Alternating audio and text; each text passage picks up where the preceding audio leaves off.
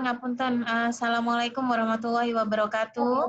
Waalaikumsalam Selamat warahmatullahi pagi dan wabarakatuh. salam sejahtera bagi kita semua. Bapak Ibu, mohon izin apabila bisa mendengarkan suara saya dengan jelas, bisa mengacungkan jempolnya ke atas. Alhamdulillah. Baik, senang sekali pagi ini saya Tusi Aprilian dari Bapak Ibu, saya Kepala Bidang PAUD Dikmas, Kesenian dan Olahraga Pendidikan, Dinas Pendidikan Kota Surabaya, didampingi oleh Bu Siti Munfarida, beliau adalah Kepala Seksi Pendidikan Anak Usia Dini, Dinas Pendidikan Kota Surabaya. Mohon izin pagi ini kami menyampaikan beberapa poin terkait dengan persiapan pertanggungjawaban dana alokasi khusus bantuan operasional penyelenggaraan pendidikan anak usia dini.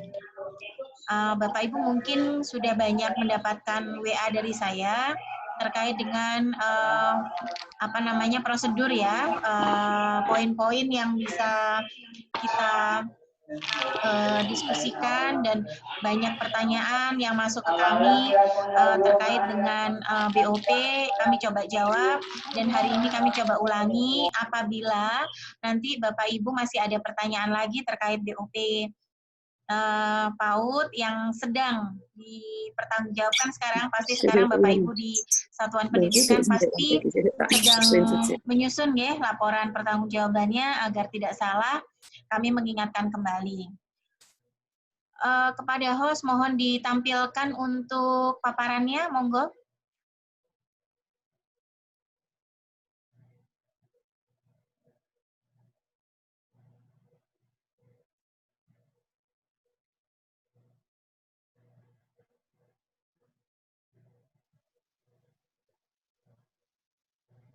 Baik, beberapa catatan terkait dengan laporan pertanggungjawaban BOP PAUD.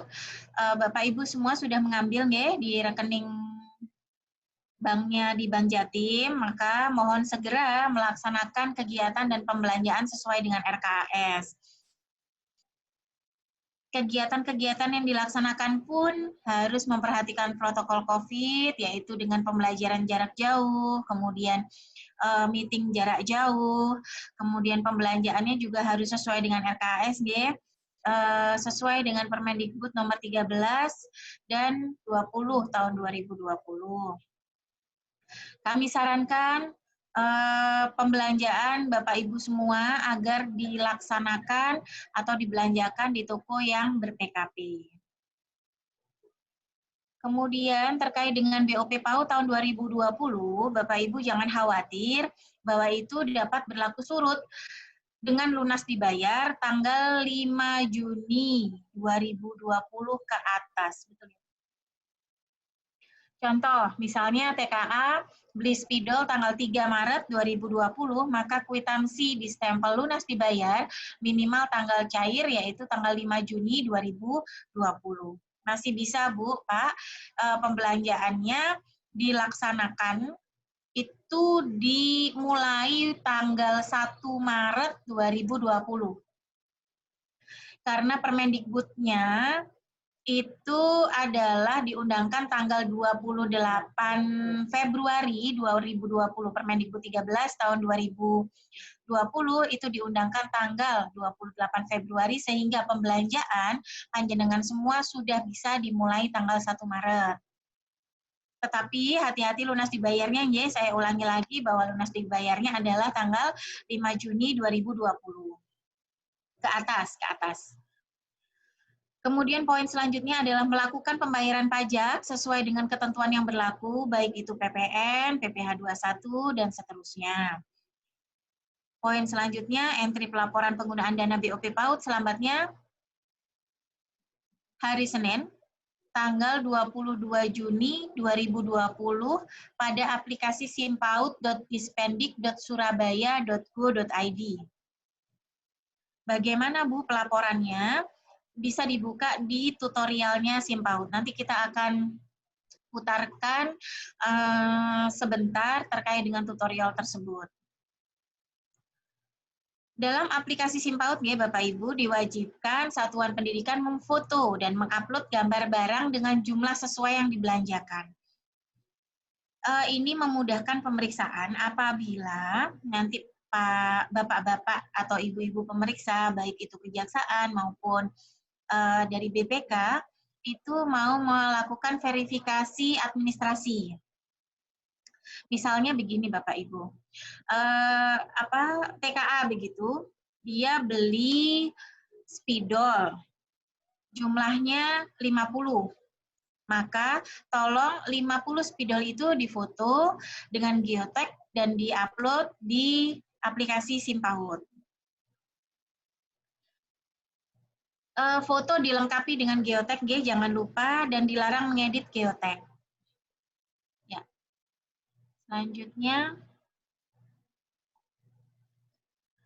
pemberian honorarium pendidik dan pembelian pulsa serta paket data. Selama ini di Satuan Pendidikan PAUD kan mengadakan pembelajaran daring, pembelajaran jarak jauh. Maka honorarium ini diprioritaskan hanya untuk pendidik ya Bapak Ibu. Kemudian diperbolehkan mulai hari Kamis tanggal 9 April 2020 sampai dengan tanggal 22 Mei, loncat tanggal 2 Juni sampai dengan 22 Juni. Untuk honorarium pendidik ini satuannya adalah orang bulan. Orang bulan berarti bisa diambil mulai bulan April, Mei, dan Juni. Oke. Kemudian dokumen administrasi harus valid dan lengkap. Kemudian pembelian pulsa serta paket data hanya bagi satuan pendidikan yang betul-betul melaksanakan pembelajaran daring dan melaporkannya dalam SIMPAUD dalam menu SFH atau PPK. Mohon izin bagi yang belum mengentri PPK, mohon segera dilengkapi ya. Kemudian pembelanjaan disarankan ke toko yang sudah ber-PKP, bukan penyedia. Boleh Bapak Ibu penyedia apabila itu memang sudah kepepet, tidak ada di toko yang ber-PKP. Nah, saya izin untuk titip pesan. Kalaupun penyedia ya, kami mohon agar bukan hanya satu penyedia, kemudian dipakai oleh beberapa, misalnya satu kecamatan dibeli di penyedia ini, begitu, atau satu kelurahan beli di penyedia ini, karena nanti akan dianggap ada pengarahan penyedia. Pengarahan penyedia oleh pihak tertentu, enggak tahu nanti mohon izin, misalnya ya, ini saya yakin tidak. IGTKI, begitu ya. IGTKI Kecamatan X, ayo ya, nanti kalau beli APE di penyedia A saja, gitu ya. Jadi jangan, bebaskanlah satuan pendidikan untuk memilih penyedianya, di mana yang menurut satuan pendidikan itu memang paling baik, paling memenuhi spesifikasi yang baik seperti apa. Kemudian saya titip juga, saya yakin tidak terjadi di Kota Surabaya. Jangan sampai nggih Bapak Ibu organisasi mitra baik itu IGTKI, HIMPAUDI ataupun apapun setelah melakukan pengarahan penyedia kemudian mengambil untung, biasanya didiskon karena misalnya ada kesepakatan dengan penyedia misalnya. Iya Pak, nanti kecamatanku saya arahkan beli di Panjenengan semua, tapi aku nanti diskonen ya. Nanti saya diberi uang, nanti kita akan belikan seragam misalnya untuk panitia atau teman-teman atau bagaimana. Jangan sampai seperti itu. Saya titip betul. Kemudian Bapak Ibu poin selanjutnya jangan ada double accounting. Barang jasa dari uang SPP, swadaya disendirikan dalam lemari sendiri. Siapkan laporan keuangan terpisah, baik dari BOP dan yayasan, atau yang lain. Jadi Bapak Ibu mohon izin, biasanya kan ada Bapak Ibu di satuan pendidikan masih ada menarik SPP atau dapat dana dari yayasan untuk pembelian rutin awal tahun atau per tahun, kemudian dari hasil swadaya, komite, dan lain-lain begitu ya. Kami mohon begini, jangan sampai misalnya dari yayasan setiap tahun mengalokasikan 1 juta untuk pembelian cetak leaflet begitu ya misalnya. Ternyata di BOP PAUD itu panjenengan juga meng-SPJ-kan untuk barang yang sama. Sebenarnya enggak apa-apa. Kalau yayasan memang memberikan misalnya cetak leaflet untuk 1.000 lembar. Tapi dari BOP PAUD panjenengan tetap juga membeli lagi untuk cetak leaflet 1.000 lembar. Nah, barangnya berarti harus ada berapa? Harus ada 2.000. Begitu kita cek barang leaflet itu harus ada 2.000. 1.000 Bu dari yayasan, 1.000-nya dari BOP PAUD. Jadi clear. Kami itu juga nanti mungkin akan memeriksa terkait laporan keuangan dari yang sumber lain-lain karena kita mau pastikan bahwa BOP PAUD yang panjenengan terima dan panjenengan belanjakan itu tidak double account dengan uang yang dari lain-lain itu.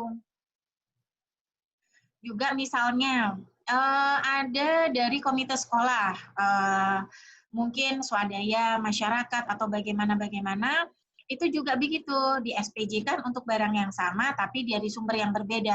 Itu tidak pareng, tidak boleh. Jadi, itu yang namanya double account. Barangnya 1, tapi uangnya 2. Nah, uang yang 1 lagi masuk kemana? Nanti pertanyaannya seperti itu. Kemudian poin selanjutnya adalah barang yang dibeli dari DAK non-fisik PAUD tahap 1 tahun 2020 diberi nomor klasifikasi yang disesuaikan dengan nota pembelian untuk mempermudah pencatatan. Hal-hal di atas untuk menjamin akuntabilitas, kebenaran, penggunaan anggaran, dan keamanan pertanggungjawaban satuan pendidikan. Bapak Ibu, sampai sini nanti kalau Bapak Ibu ada pertanyaan, mohon dituliskan di chat atau di chatnya YouTube. Nanti kita coba akan jawab dan kami sharekan jawaban tertulis ke grup-grup yang ada. Kemudian catatan Bapak Ibu ini terkait dengan terbitnya Permendikbud nomor 20 tahun 2020 tentang perubahan atas Permendikbud nomor 13 tahun 2020 tentang petunjuk teknis dana alokasi khusus non-fisik BOP PAUD dan pendidikan kesetaraan tahun anggaran 2020 untuk input pelaporannya. Pembelian pulsa belajar di rumah bagi pendidik COVID-19, paket data belajar di rumah bagi pendidik COVID-19, layanan pendidikan daring berbayar COVID-19, masuk ke jenis komponen kegiatan pembelajaran dan bermain. Dengan jenis penggunaan adalah bahan pembelajaran peserta didik yang dibutuhkan sesuai dengan kegiatan tematik. Ini sudah jelas oleh kementerian diatur seperti ini biar Bapak Ibu tidak bingung. Kemudian yang kedua, pembiayaan honor pendidik belajar di rumah COVID-19, masuk ke jenis komponen kegiatan pendukung dengan jenis penggunaan adalah transport pendidik. Poin ketiga, pembelian cairan sabun pembersih tangan untuk COVID-19, pembasmi kuman, desinfektan COVID-19, masker COVID-19, atau penunjang kebersihan lainnya COVID-19, masuk ke jenis komponen kegiatan pendukung. Dengan jenis penggunaan adalah pembelian alat-alat deteksi dini tumbuh kembang di DTK, pembelian obat-obatan ringan, dan isi kotak pertolongan pertama pada kecelakaan atau P3K. Bu, di satuan pendidikan kami tuh loh, wastafelnya itu minimalis, gitu ya. Misalnya dari ember, kemudian dikasih selang, dan seterusnya. Nah, sebenarnya tuh tidak ada pakem yang bagaimana untuk tempat cuci tangan, ya Bapak Ibu, asal itu memenuhi secara fungsional, yaitu anak-anak atau tenaga pendidik dan kependidikan itu bisa mencuci tangannya di situ dengan sabun sampai bersih. Tetapi apabila satuan pendidikan ingin mengadakan pembelian wastafel yang proper, yang memang layak begitu ya, bisa masuk baik itu semi permanen maupun permanen, bisa masuk ke jenis komponen kegiatan lainnya. Dengan jenis penggunaan adalah perawatan, sarana, dan prasarana. Ya. Baik, Bapak Ibu coba kami ulangi ya. Mungkin Bapak Ibu yang di satuan pendidikan belum masuk ke grup atau belum paham terkait dengan yang sudah kami share lewat WhatsApp. Permasalahan, uang belanja sudah dibelikan sesuai RKAS, tapi masih ada uang sisa. Bahwa RKAS, saya belikan di luar RKAS, yang untuk COVID, misalnya beli masker untuk anak, bisa enggak Bu Tusi? Jawabannya boleh. Prosedurnya, Satuan Pendidikan membuat surat permohonan perubahan RKAS dari lembaga yang diupload ke SIMPAUD. Kemudian usulannya diverifikasi ulang dengan hasil revisi di bagian RKAS oleh verifikator dinas. Cuman selembar kertas permohonan saja Bapak Ibu, insya Allah tidak merepotkan bahwa kami ingin mengganti ini semula menjadi seperti apa diuploadkan, seperti itu saja. Kita akan buka RKAS-nya dan mungkin beberapa satuan pendidikan sudah banyak yang melaksanakan perubahan RKAS ini dan sedang berlangsung, monggo. Yang kedua, permasalahannya untuk pulsa pendidik, apakah cukup bukti struk pembelian pulsa saja? Jawabannya, ini panduan untuk seluruh pembelian, bukan hanya pembelian pulsa. Apabila pembelian dilakukan di toko ber-PKP dengan jumlah pembelian kurang dari 10 juta, maka cukup dengan struk saja, tidak diperlukan kwitansi. Apabila pembelian dilakukan di toko ber-PKP dengan jumlah pembelian 10 juta, kemudian 10 juta ke atas, maka harus ada kwitansi dengan stempel toko dan bermaterai 6.000. Apabila pembelian dilakukan di toko ber-PKP yang tidak mengeluarkan struk tetapi memberikan nota pembayaran manual, maka harus ada kwitansi dengan stempel toko dan tanda tangan. Apabila pembelian dilakukan di toko non-PKP, harus ada dua-duanya, nota dan kwitansi pembayaran. Untuk kwitansi dengan jumlah pembelian 250.000, sampai dengan ini harusnya 910 ya. 910.000 diberi materai 3.000. Untuk kwitansi dengan jumlah pembelian 910.000 ke atas, itu diberi materai 6.000 dan wajib membayarkan PPN 10%. Bu Tusi, kenapa kok harus 910.000? Nah, coba kita hitung bahwa 910.000 itu PPN-nya adalah 91.000. Sehingga apabila ditotal itu sudah 1 juta. Sehingga pembelian 910.000 itu sudah dikenakan PPN. Itu untuk amannya. Prinsip pajak itu Bapak Ibu, lebih bayar itu lebih baik daripada kurang bayar. Baik, poin ketiga permasalahannya, untuk honorarium pendidik Bu, apakah tetap dikenakan PPh 21 untuk yang ber-NPWP 5% dan non-NPWP 6%? Betul, sudah betul, tetap dikenakan PPh 21. 5% untuk yang ber-NPWP, 6% untuk yang non-NPWP. Kemudian, permasalahan untuk kwitansi honor, apakah dijadikan satu? Sebentar ya. Ini Mas Andra kok nggak nganu hostnya. Baik, saya lanjut. Permasalahan untuk kwitansi honor, apakah dijadikan satu dalam 1 bulan?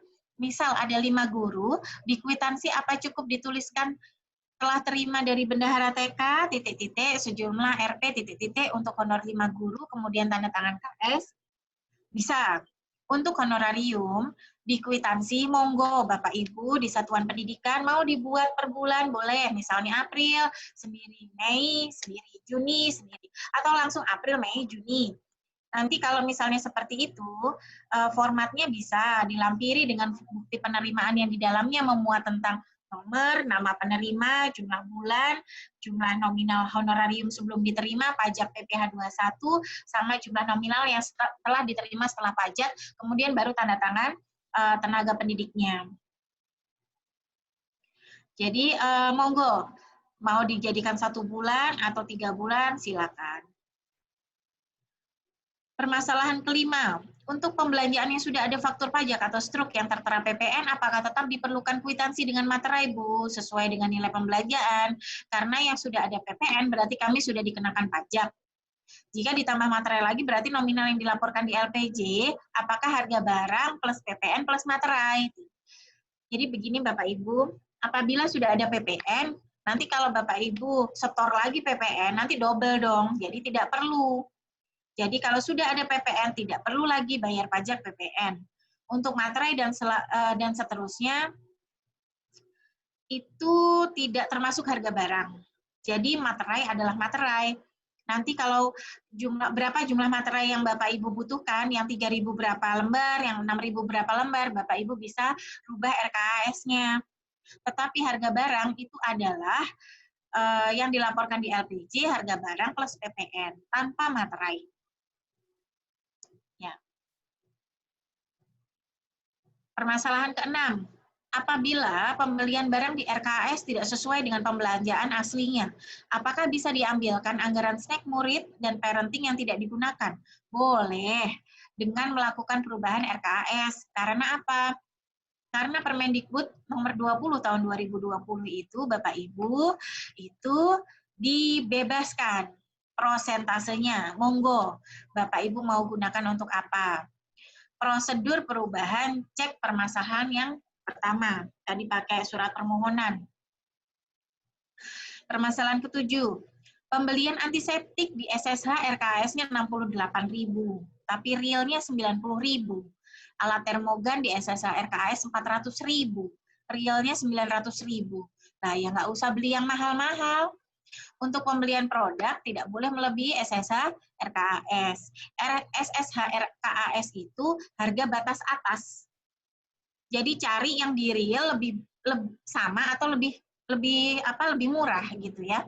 Apabila di real lebih mahal, maka mohon mencari produk lain di toko yang lain dengan harga di bawah SSH atau sama. Apabila ada saldo, dapat digunakan untuk membeli komponen lain atau komponen yang sama dengan menambah volume. Kalau misalnya ada kekurangan dana, dapat ditambahkan melalui dana swadaya.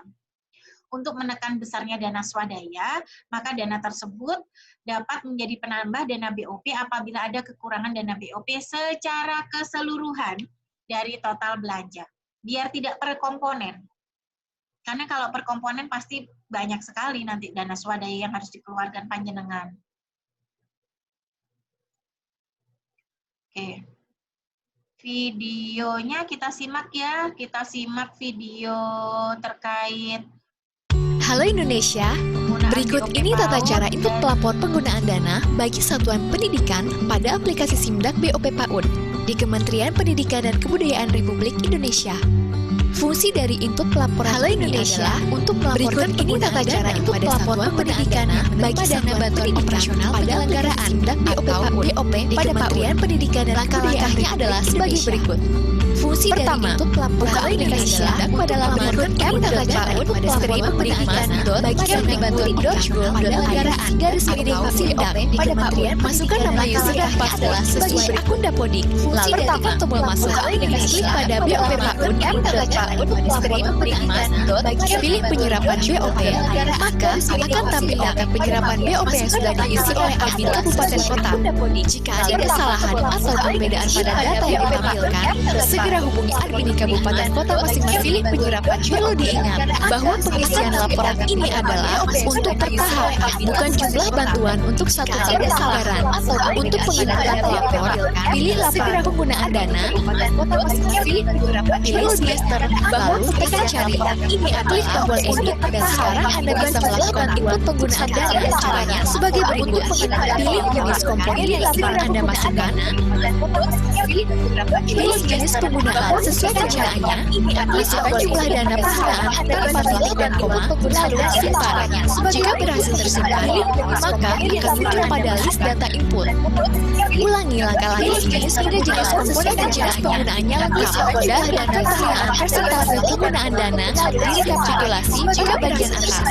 Teliti dan berhati-hatilah saat menginput penggunaan dana, karena data yang sudah terjerat tidak dapat dihapus. Waspada dan kesalahan persentase penggunaan dana lakukan edit dan jika penyalahannya jika terdapat data yang terinput dua kali, edit nominal salah satu data tersebut menjadi nol. Terkait dengan pengalokasian BOP selama kegiatan pembelajaran dari rumah akibat penerapan kasus kedaruratan tersebar masyarakat COVID-19 oleh pemerintah pusat, beberapa catatan terkait untuk pembelian pulsa, paket data, dan layanan pendidikan dari berbayar masuk ke dalam jenis komponen kegiatan pembelajaran dan bermain dengan jenis penggunaan bahan pembelajaran peserta terkait yang dibutuhkan sesuai dengan kegiatan tematik untuk pembiayaan agar pendidik belajar di rumah masuk ke jenis komponen kegiatan pendukung dengan jenis penggunaan transport pendidik. Sedangkan untuk penunjang kebersihan bagi guru dan murid seperti pembelian sabun cair pembersih tangan masuk ke jenis disinfektan, masker, atau penunjang kebersihan lainnya masuk ke jenis komponen kegiatan penunjang dengan jenis penggunaan pembelian alat-alat DDTK, pembelian obat-obatan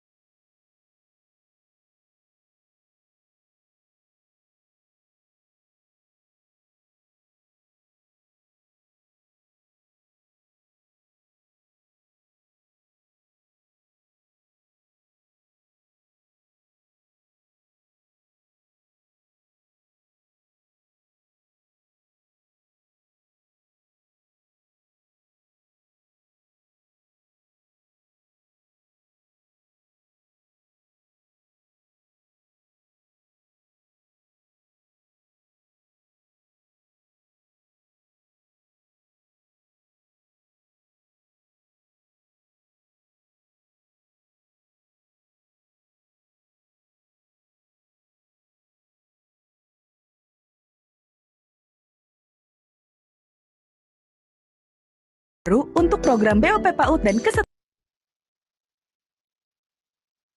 Halo Indonesia, masih semangat kan belajar di rumah? Ada kabar baik nih untuk pendidik dan peserta didik PAUD serta pendidikan kesetaraan. Demi mendukung proses pembelajaran dari rumah, Kemendikbud memberlakukan peraturan baru untuk program BOP PAUD dan kesetaraan selama masa penetapan kasus kedaruratan kesehatan masyarakat COVID-19 yang ditetapkan pemerintah pusat. Pertama, BOP bisa digunakan untuk memberi transport pendidik serta pembiayaan honor pendidik dalam pelaksanaan pembelajaran dari rumah. Kedua, penggunaan BOP PAUD dan kesetaraan sebelumnya diatur dalam persentase tertentu berdasarkan beberapa kategori. Namun, selama masa penetapan kasus kedaruratan kesehatan masyarakat COVID-19 yang ditetapkan pemerintah pusat, peraturan tersebut tidak berlaku. Dan yang ketiga, pengalokasian BOP selama kegiatan pembelajaran dari rumah juga dapat digunakan untuk membeli pulsa, paket data, dan atau layanan pendidikan daring berbayar, serta penunjang kebersihan bagi guru dan murid. BOP PAUD dan kesetaraan membantu operasional pendidikan yang fleksibel dan bertanggung jawab.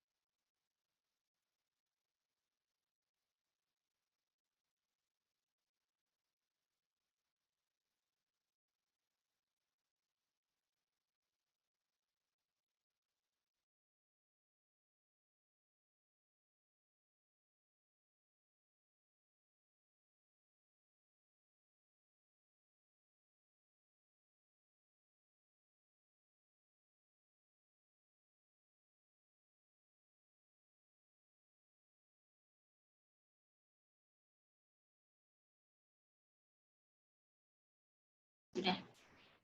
Oke. Baik, Bapak Ibu, itu tadi terkait dengan video penggunaan dana BOP PAUD, kemudian juga terkait dengan pelaporannya. Bapak Ibu, nanti pelaporannya ada dua, nggih. Satunya itu ada di SIM PAUD, satunya ada di SIMDAK. Bagaimana caranya untuk pelaporan dalam SIMDAK? Ini nanti kami coba paparkan, nggih. Bisa di-share screen, Mas?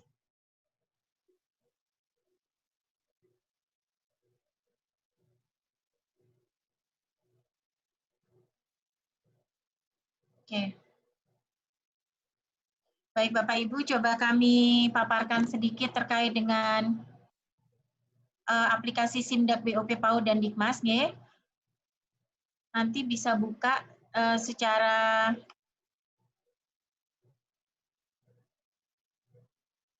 berbasis online, pola aksesnya berbasis online, bisa diakses melalui internet browser http://app.paud-dikmas.kemdikbud.go.id/simdak. Bapak Ibu bisa mengakses ini melalui PC, laptop, ataupun smartphone yang terkoneksi dengan internet. Kami sarankan untuk menggunakan browsernya Chrome atau Mozilla Firefox. Kemudian ini adalah akses dan tampilan aplikasinya. Laman aksesnya seperti ini, SIMDAK, PAUD, dan Dikmas. Loginnya menggunakan login Dapodik masing-masing satuan pendidikan, nggih. Jadi ada nama user, nama email, kemudian ada kata kuncinya apa, kemudian klik masuk.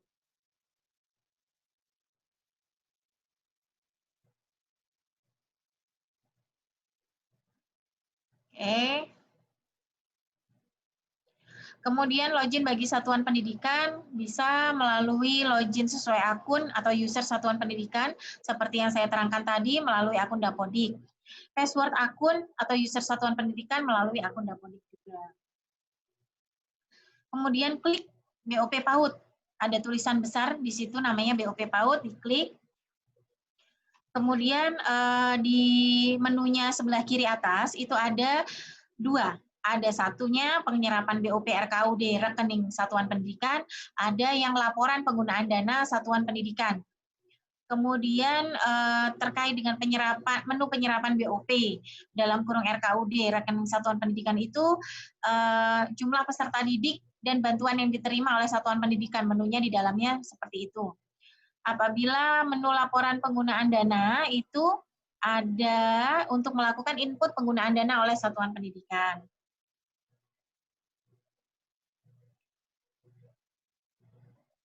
Penyerapan BOP bagi satuan pendidikan.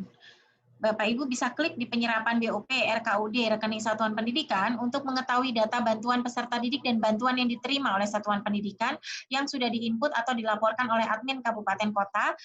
Di situ Bapak Ibu misalnya begini, ada peserta didik yang di SIMDAK ada jumlahnya misalnya 23.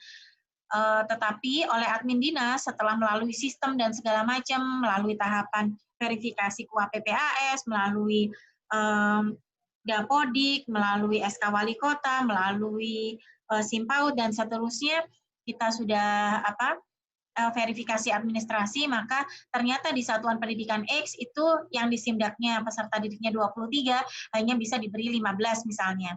Maka dari itu, data-data hasil verifikasi itu kan sudah sudah di SK-kan kepala dinas.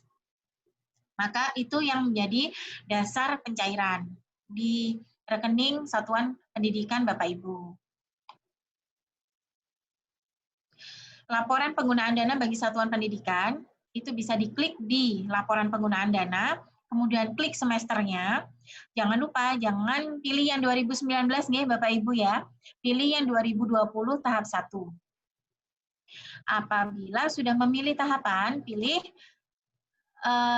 semester itu ya di bawah, kemudian klik cari. Tunggu proses sampai tampilan berubah. Begitu tampilan berubah menjadi seperti ini. Ada di sebelah kanan itu ada klik hijau, ada edit klik hijau itu, diklik untuk table action untuk menginput laporan penggunaan dana, tunggu beberapa saat sampai tampilan berubah.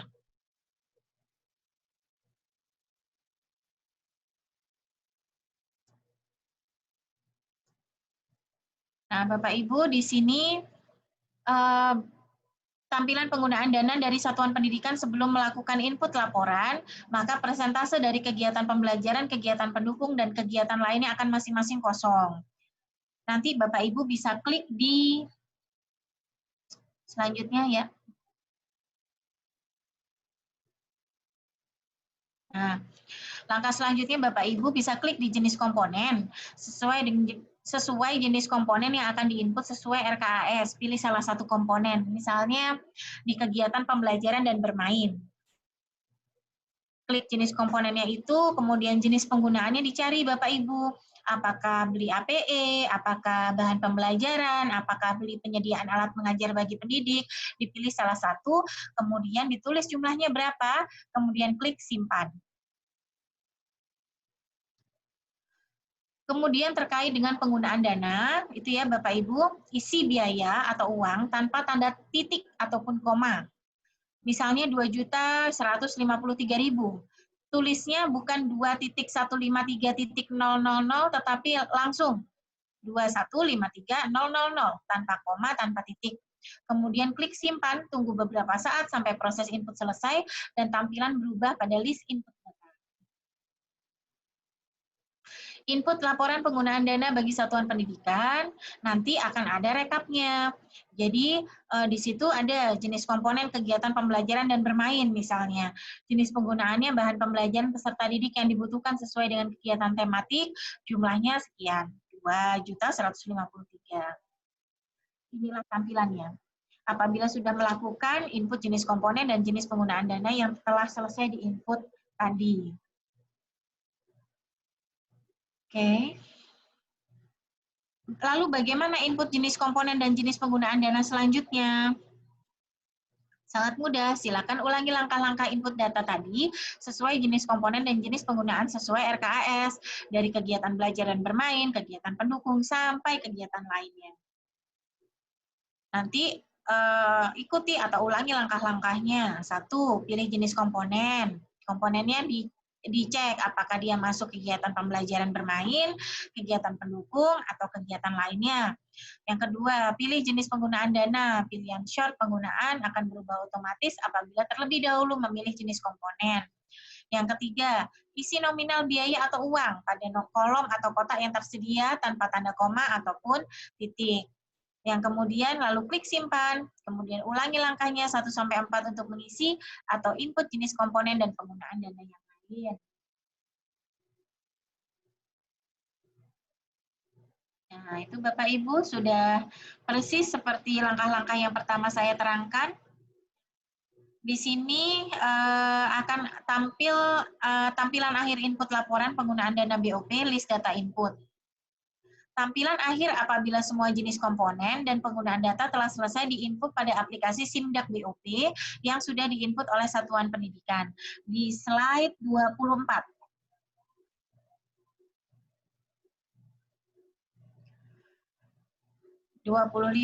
Adalah jenis kegiatan beserta jumlah keseluruhan bantuan akan langsung muncul secara otomatis lengkap dengan prosentasenya. Jadi Bapak Ibu juga sudah tidak perlu bingung untuk penghitungan prosentasenya karena sistem yang akan melakukan itu. Bu, bagaimana cara keluarnya apabila saya sudah menginput semua, mengentry semua, kemudian sudah balance nominalnya sudah balance. Bapak Ibu tinggal klik icon human. Di situ ada kayak orang begitu untuk keluar dari aplikasi Simdak BOP. Klik icon, keluar. Ini kami ulangi lagi tadi untuk bahan pembelajarannya sudah jelas saya kira. Sudah saya paparkan di atas. Selesai. BOP PAUD membantu operasional pendidikan yang fleksibel dan bertanggung jawab. Terima kasih. Nanti Bapak Ibu di akhir video ini, di akhir video conference kita, akan coba kami putarkan terkait dengan video tutorial untuk pertanggungjawabannya yang ada di SimPAUD. Tapi terlebih dahulu perkenankan saya untuk memaparkan sedikit terkait dengan pos bidang pendidikan untuk Paudikmas.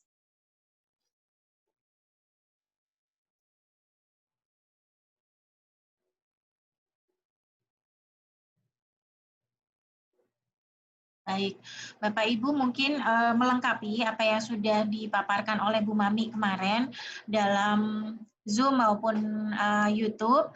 Bapak Ibu mungkin sudah kami share terkait dengan press release dari Kemendikbud dan juga pedoman tatanan normal yang dikeluarkan oleh Kemdikbud, tetapi izinkan kami mengulangi lagi, nggih. Kan perwalinya juga sudah ada. Jadi Bapak Ibu yang kami garis bawahi di sini, prinsip kebijakan pendidikan di masa pandemi COVID-19. Yang pertama itu adalah kesehatan dan keselamatan peserta didik, pendidik, tenaga kependidikan, keluarga, dan masyarakat merupakan prioritas utama dalam menetapkan kebijakan pendidikan. Bapak Ibu seperti yang disampaikan oleh Dirjen PAUD, Dikdas, dan Dikmen kemarin dalam video conference kami, sebenarnya kesehatan dan pendidikan itu merupakan hak bagi seluruh masyarakat. Ya. Tetapi di masa COVID-19 yang seperti ini, maka bagi satuan pendidikan yang diutamakan itu pertama itu adalah hak kesehatan dulu. Begitu hak kesehatan mereka terpenuhi, hak pendidikan mengikuti. Jadi Bapak Ibu untuk pengambilan kebijakan di satuan pendidikan, mohon Bapak Ibu tetap mempertimbangkan prinsip kesehatan dan keselamatan. Pola pembelajaran pendidikan anak usia dini, pendidikan dasar, dan pendidikan menengah di tahun ajaran 2020-2021.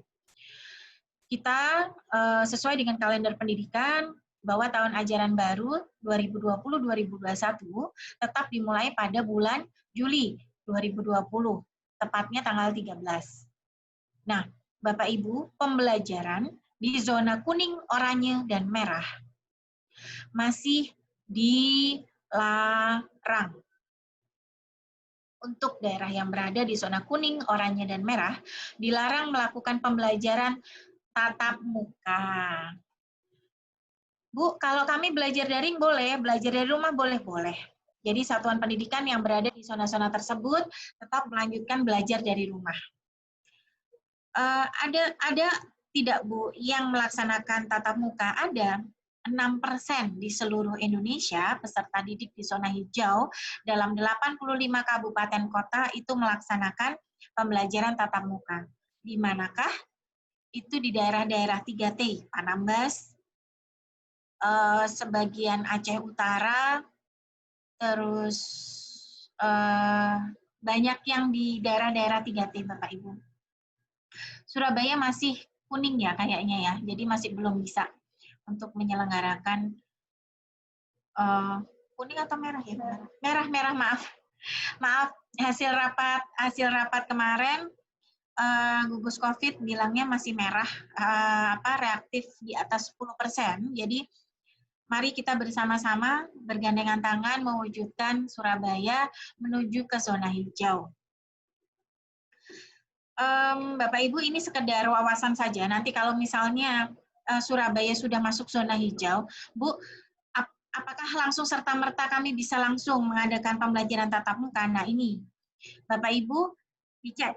Kabupaten kota jenengan, apakah dalam zona hijau? Apabila tidak, maka tidak. Maka apabila iya, Pemda atau Kanwil atau kantor Kemenak memberi izin atau tidak. Kalau tidak, maka tatap muka tidak bisa. Kalau iya, maka satuan pendidikan dicek dulu, penuhi semua daftar periksa dan siap pembelajaran tatap muka.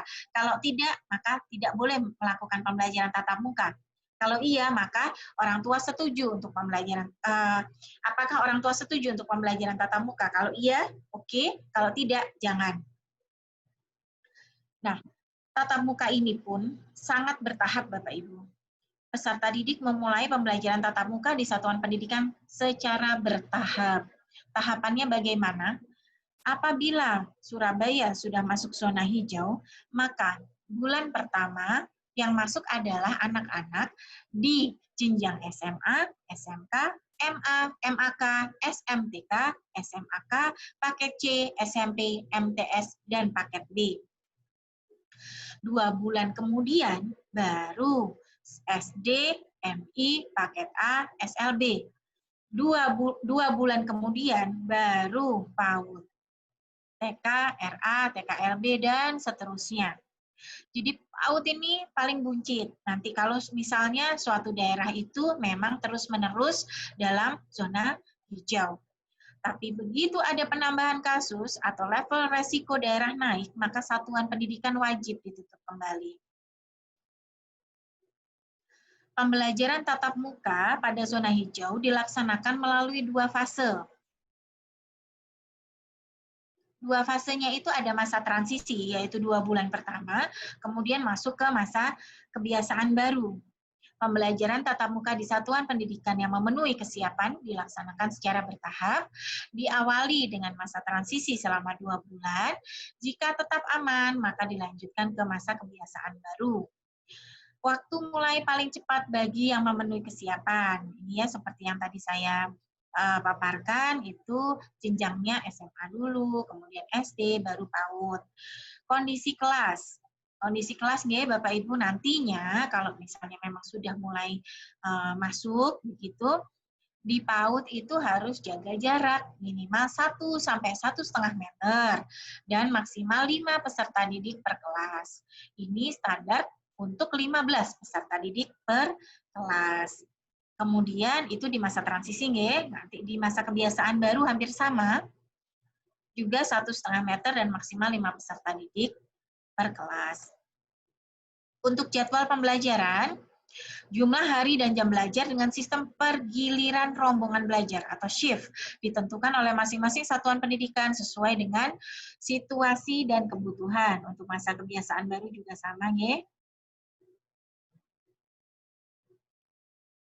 Kepala Satuan Pendidikan wajib melakukan pengisian daftar periksa kesiapan. Ini sepertinya Kemendikbud sedang menyiapkan checklist ini Bapak Ibu. Nanti terkait dengan linknya, nanti akan kami bagi ya, untuk kesiapan ini. Tetapi untuk sementara, Bapak Ibu penilik sudah mulai melakukan monitoring evaluasi ke setiap satuan pendidikan di wilayah binaan masing-masing. Itu kemarin Bapak Ibu penilik, tadi pagi saya baru share format dari BPB Linmas untuk diisi. Kemarin saya juga bagikan Google Form untuk diisi dan diupload kesiapan dari satuan pendidikan. Jadi Bapak Ibu, ini adalah daftar periksanya. Daftar periksanya, 1, ketersediaan sarana sanitasi dan kebersihan, harus ada toilet bersih, harus ada sarana cuci tangan dengan air mengalir menggunakan sabun, atau cairan pembersih tangan, atau hand sanitizer, dan desinfektan. Yang kedua, mampu mengakses fasilitas layanan kesehatan, puskesmas, klinik, rumah sakit, dan lainnya. Bapak Ibu, nanti mungkin Dinas Pendidikan memberikan PR sedikit kepada Bapak Ibu di satuan pendidikan, ada 3 nggih. 1, Bapak Ibu harus membuat SK gugus tugas COVID-19 di jenjang satuan pendidikan. SK, ya, SK kepala sekolah. Yang kedua, satuan pendidikan membuat protokol kesehatan. Contoh-contohnya sudah kami beri kemarin, di paparannya Bu Mami ada, di paparan ini juga ada, nanti kita bisa share. Yang ketiga, Bapak Ibu nanti memfoto kesiapan sarana prasarana di satuan pendidikan Bapak Ibu terkait dengan daftar periksa kesiapan ini tadi. Bu, nanti kami melaporkannya kemana? Insya Allah sekarang sedang disiapkan oleh Mas Astu untuk pelaporan di SIMPAUD. Nanti Bapak Ibu tinggal mengunggah 3. 1, SK gugus COVID di tingkat satuan pendidikan. 2, itu adalah protokol kesehatan secara tertulis. Yang ketiga itu adalah foto-foto.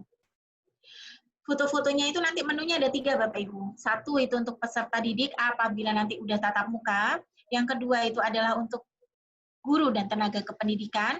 Yang ketiga itu adalah untuk satuan pendidikannya, sarana prasarananya. Kalau guru misalnya foto waktu gurunya masuk di termogan misalnya, itu nanti diupload di aplikasi SIMPAUD. Tapi tolong sekarang disiapkan ya.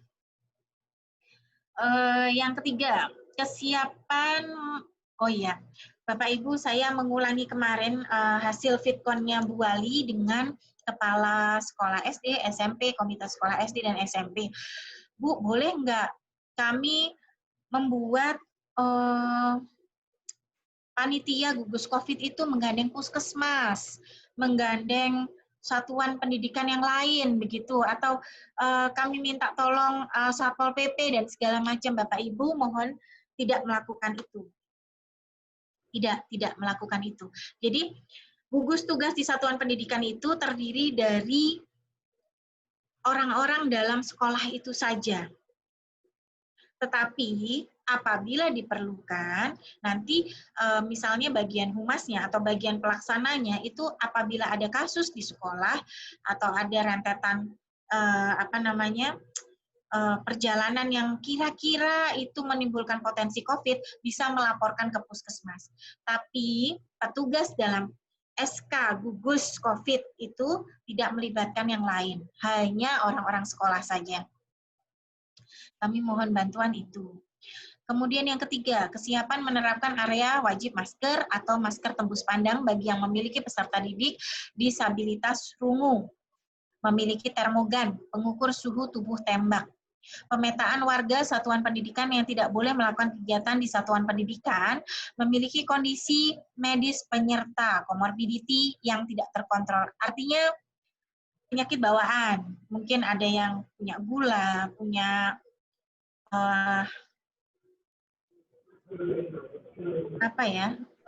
tekanan darah tinggi, jantung, mungkin bisa didata Bapak Ibu, kira-kira yang seperti itu. Memetakan, jadi harus ada tim pemetaannya. Tidak memiliki akses transportasi, memiliki kondisi medis penyerta komorbiditi yang tidak terkontrol. Tidak memiliki akses transportasi yang memungkinkan penerapan jaga jarak. Memiliki riwayat perjalanan dari zona kuning, oranye, merah, dan atau riwayat kontak dengan orang terkonfirmasi positif COVID-19 dan belum menyelesaikan isolasi mandiri selama 14 hari. Membuat kesepakatan bersama komite satuan pendidikan terkait kesiapan melakukan pembelajaran tatap muka di satuan pendidikan. Proses pembuatan kesepakatan tetap perlu menerapkan protokol kesehatan. Satuan pendidikan mulai melakukan persiapan. Mulai sekarang ya Bapak Ibu, walaupun daerahnya belum berada dalam zona hijau, berkoordinasi dengan kami. Nanti dari itu seluruh protokol kesehatan Bapak Ibu diupload di SIMPAUD. Bu, boleh nggak kami membuat protokol kesehatan itu bermacam-macam? Jadi peserta didik nih masuk ke halaman sekolah itu ada protokolnya. Peserta didik masuk ke kelas ada protokolnya. Peserta didik masuk ke kamar mandi ada protokolnya. Peserta didik masuk ke lab atau ke sentra bermain ada protokolnya. Itu jauh lebih baik Bapak Ibu. Jadi yang kemarin kami share terkait dengan perwalinya Bu Wali terkait dengan apa itu kemarin tatanan norma baru. Itu adalah standar yang minimal. Tidak boleh kurang, tetapi boleh lebih. Silakan untuk membuat protokol kesehatan sesuai dengan karakter masing-masing di sekolah. Pembelajaran tatap muka pada zona hijau dilaksanakan melalui 2 fase. Ini sudah ya? Belum. Maaf. Pembelajaran tatap muka ini, Bapak Ibu, perilaku wajibnya. Sudah. Maaf. Baik. Pembelajaran tatap muka di satuan pendidikan yang memenuhi kesiapan dilaksanakan secara bertahap, Bapak Ibu. Diawali dengan masa transisi selama 2 bulan, jika aman dilanjutkan dengan masa kebiasaan baru. Di kantin kira-kira masa transisi diperbolehkan atau tidak? Ini dalam keputusannya Menteri, juknisnya tidak diperbolehkan. Masih belum. 2 bulan pertama. Apabila kita sudah masuk, begitu Surabaya sudah masuk zona hijau, kemudian ada instruksi peserta didik boleh masuk, 2 bulan pertama itu kantin tidak diperbolehkan. Nanti setelah itu baru boleh beroperasi dengan tetap menjaga protokol kesehatan. Kemudian untuk ekstrakurikuler dan olahraga tidak diperbolehkan. Apabila sudah 2 bulan pertama masuk masa kebiasaan baru, maka diperbolehkan kecuali kegiatan dengan adanya penggunaan alat atau fasilitas yang harus dipegang oleh banyak orang secara bergantian dalam waktu yang singkat dan atau tidak memungkinkan penerapan jaga jarak minimal 1,5 meter, misalnya senam lantai dan basket. Kemudian kegiatan selain kegiatan belajar mengajar, dalam masa transisi tidak diperbolehkan ada kegiatan selain KBM. Contoh yang tidak diperbolehkan tuh orang tua menunggui siswa di sekolah. Istirahat masih belum boleh di luar kelas. Pertemuan orang tua murid masih belum boleh. Pengenalan lingkungan sekolah juga masih belum boleh. Di masa kebiasaan baru diperbolehkan, tapi tetap dengan menjaga protokol kesehatan. Untuk BOP PAUD dan kesetaraan di masa kedaruratan COVID dapat digunakan untuk mendukung kesiapan satuan pendidikan. Ini tadi sudah ya. Jadi di masa kedaruratan COVID itu yang sebelumnya belum ada pulsa, paket data, layanan pendidikan daring berbayar, pembelian cairan sabun, dan segala macam itu masih belum ada, sekarang sudah boleh.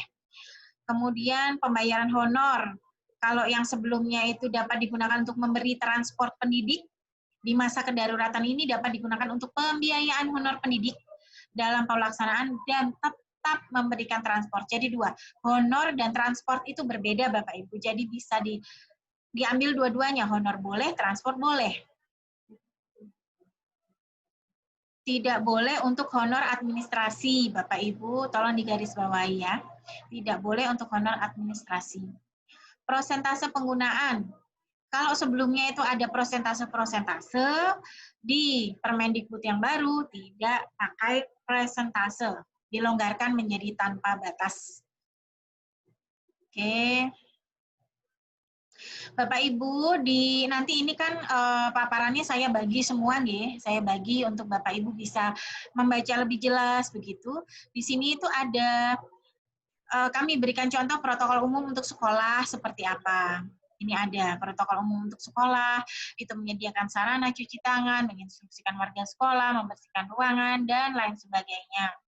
Menunda kegiatan yang mengumpulkan banyak orang, cukup banyak. Ada kemudian ada model pelaksanaan pembelajaran jarak jauh, bisa dibaca sendiri. Kalau menurut saya sih, contohnya seperti ini, nanti Bapak Ibu bisa mendetailkan di tingkat sekolah seperti apa. Kemudian untuk model pembelajaran, pelaksanaan pembelajaran jarak jauh online, di slide 15. Dinas Pendidikan itu kami insya Allah dalam waktu dekat ini kami akan menyiapkan materi e-learning pembelajaran jarak jauh yang diunggah dalam aplikasi SIMPAUD. Kemudian untuk kesetaraan nanti SIMDIKTARA itu cukup bagus Bapak Ibu dari kementerian kemarin itu cukup banyak materinya dan sangat bagus. Ini kebetulan beberapa teman mungkin Pak Agus materi yang dari Pak Eri aja. Dari penilik, Bu Ani, IGTKI, oke. Ya, ini beberapa teman kita sedang mengikuti workshop daring dari BP PAUD ini terkait dengan materi-materi e-learning untuk PAUD. Nanti bisa dibiaskan dan materinya kita bisa uploadkan dalam SIMPAUD. Melakukan pemantauan dan pengendalian serta pengawasan kinerja guru, tutor, dan tenaga kependidikan melalui SFH itu. Kemudian sekolah, untuk TK membuat jadwal pembelajaran intrakurikuler dan ekstra dalam school from home. Guru tutor memberikan jadwal pembelajaran ke handphone. Bagi orang tua siswa yang tidak memiliki handphone sama sekali, petugas sekolah mengirimkan jadwal, materi, dan penugasan dari guru seminggu sekali, dan sekaligus mengambil hasil penugasan minggu sebelumnya, serta mengirimkan tugas minggu sebelumnya, minggu berikutnya. Guru atau tutor, seluruh guru dan tenaga kependidikan melaksanakan tugas kedinasan dari sekolah, guru memberikan jadwal pembelajaran daring kepada orang tua, guru menyusun materi dan penugasan sesuai kompetensi dasar yang telah ditetapkan, pelatih menyusun materi sesuai indikator setiap jenis, ekstrakurikuler atau pembelajaran vokasi, guru atau tutor memberikan tugas mandiri terstruktur. Jadi Bapak Ibu mohon izin bahwa Bapak Ibu di satuan pendidikan ini sudah harus mulai merancang, ini kemarin titipan Pak Dirjen ya, Pak Hamid Muhammad, Bapak Ibu harus mulai merancang kegiatan pembelajarannya sampai dengan 1 semester ke depan dengan metode daring atau jarak jauh. Isyarat yang kami tangkap bahwa memang sepertinya ini akan berlangsung sampai dengan 1 semester ke depan. Jadi Bapak Ibu tolong disiapkan. Semua rancangan pembelajarannya sudah harus siap untuk pembelajaran peserta didik 1 semester ke depan. Ya, nanti akan dimasukkan dalam kurikulumnya di pendidikan. Ya. Untuk siswa, ya tolong diinformasikan bahwa pelajaran akan diberikan oleh guru secara daring, kemudian siswa itu harus berpakaian rapi pada saat pembelajaran daring atau luring dari rumah. Peniliknya melakukan tugas kedinasan, dari kantor tempat tugas masing-masing, kemudian melakukan pemantauan pembelajaran, kemudian melaporkan pelaksanaan pembelajarannya. Ya, ini nanti insya Allah bisa dibaca sendiri. Kemarin sudah di video conference oleh Bu Mami, saya hanya melengkapi saja, terutama untuk yang non formal, biar tidak bingung ya Bapak Ibu, karena kemarin kan sangat general.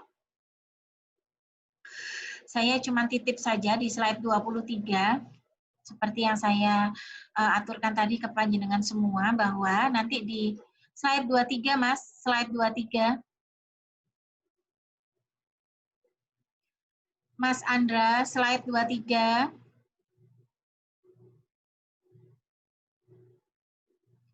Bukan, slide 23. Di sistem SIMPAUD terdapat terdapat instrumen monitoring evaluasi. Oh, ini nanti ini yang nomor 8 dianulir ya. Di sistem SIMPAUD untuk satuan PAUD kesetaraan juga nanti uploadnya 3, yaitu SK gugus tugas, upload protokol kesehatan, dan foto-foto Pendik dan Sarpras sesuai dengan protokol COVID. Yang untuk Pesdik masih kami kunci, nanti menunggu tatap muka saja. Bapak Ibu, nanti kami berikan file terkait dengan contoh SK-nya seperti apa, SK gugus tugasnya seperti apa, kemudian pembagian tugasnya seperti apa, ada susunannya. Oke, ada susunan keanggotaannya sudah kami berikan contoh, nanti tinggal ngisi by name saja petugasnya.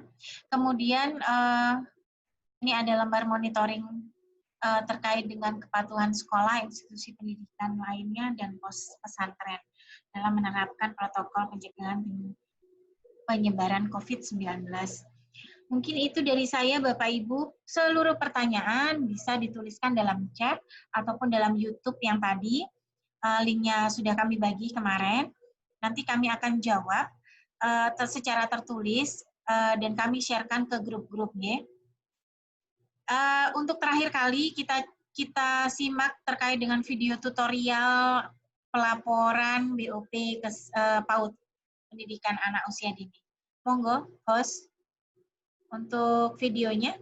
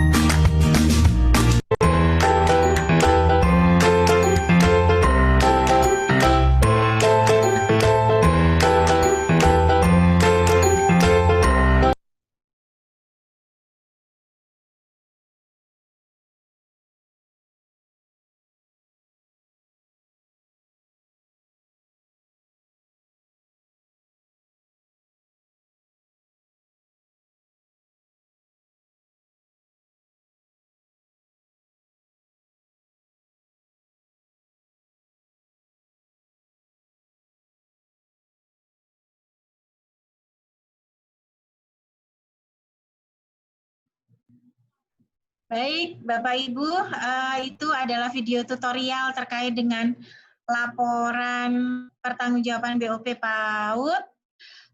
Saya kira nanti kalau misalnya belum jelas, bisa diputar lagi di SIM PAUD. Kemudian kalau ada pertanyaan, monggo bisa mengajukan lewat WhatsApp grup ataupun japri saya ataupun japri ke Bu Ida atau di grup boleh atau tanya ke peniliknya masing-masing, silahkan. Baik Bapak Ibu, itu mungkin yang dapat kami sampaikan pagi ini. Semoga Bapak Ibu semua selalu dalam keadaan sehat walafiat, tidak kurang suatu apa. Mari kita jaga kesehatan baik diri kita maupun keluarga kita. Mohon maaf atas segala kesalahan. Semoga bermanfaat. Wassalamualaikum warahmatullahi wabarakatuh.